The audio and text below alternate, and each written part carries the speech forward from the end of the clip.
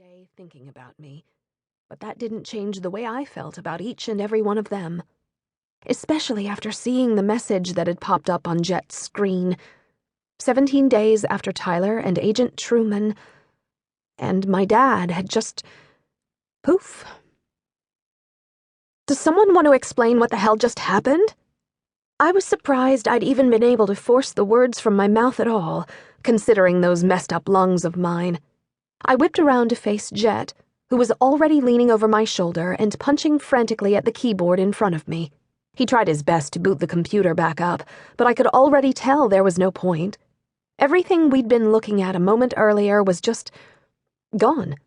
And now we were left staring at a big, empty field of nothing. He shook his head.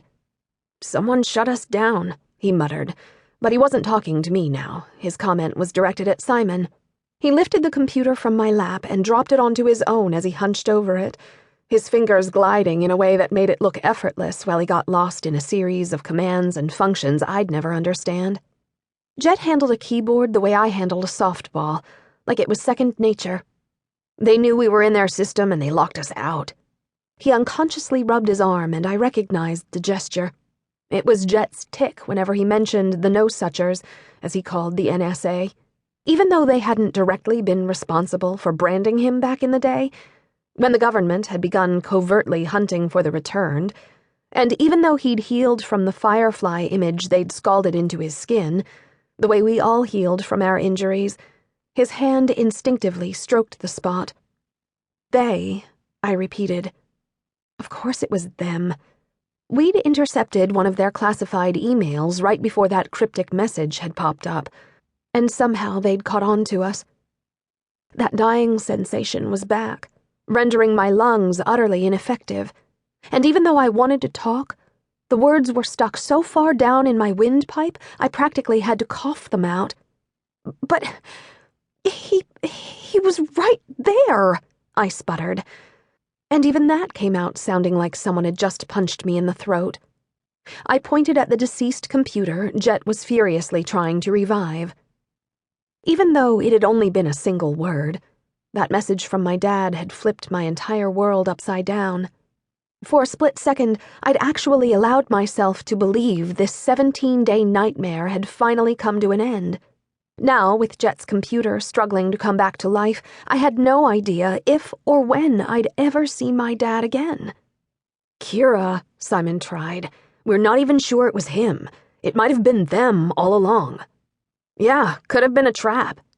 Jet paused to interject.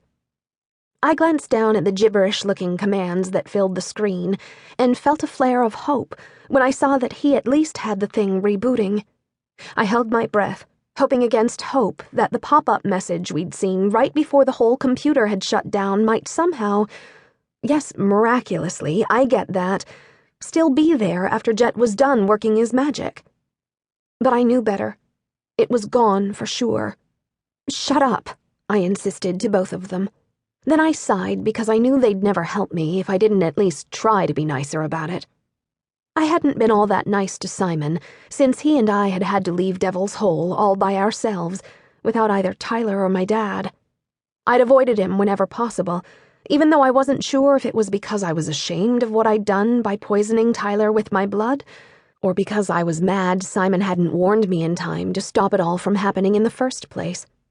The only thing that was clear was that I hadn't wanted to talk to him about any of it, and even though I didn't particularly want to be nice now, it wouldn't do any good to alienate them when they were only trying to help. "You're wrong, both of you. It had to be him." I exhaled, scowling now because they'd seen the same thing I had. My nickname, Supernova, clear as day in that message. Who else would call me that? Simon's black brows met over the bridge of his narrow nose, and he was so close I could make out the goldeny flecks that seemed to float in his copper-colored eyes. "You know that was your dad's online handle the entire 5 years you were missing."